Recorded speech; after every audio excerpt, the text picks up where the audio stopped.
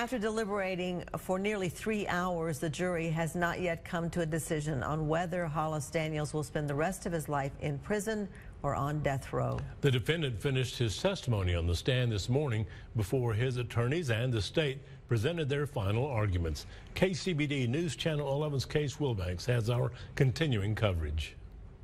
Hollis Daniels III returned for day 12 of his capital murder trial and to the witness stand. The jury heard the defense play a jail phone call from 2018 with his dad, both speaking about answered prayers and praying for the East family. Prosecutors asked him about something he wrote in jail a week after killing Officer East. He said he was a, quote, wolf in sheep's clothing. Daniels explained he felt deceitful. Prosecutors told him he chose that pattern of life, lawlessness and deception, to which he agreed. It's an argument the state made as they closed their case.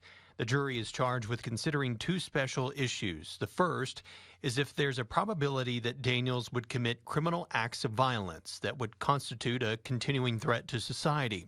If they agree, they then consider, along with the evidence, if Daniels' character and background and his moral culpability provide sufficient mitigating circumstances to warrant a life sentence without parole rather than the death penalty.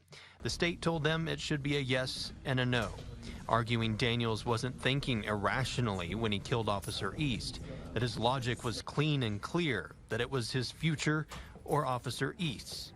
They said every crime he committed happens in a prison and that he'd be a threat.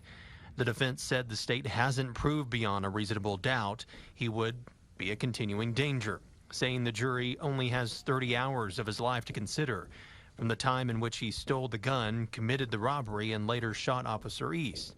That before and after, including during his time in jail, he has not acted with criminal violence.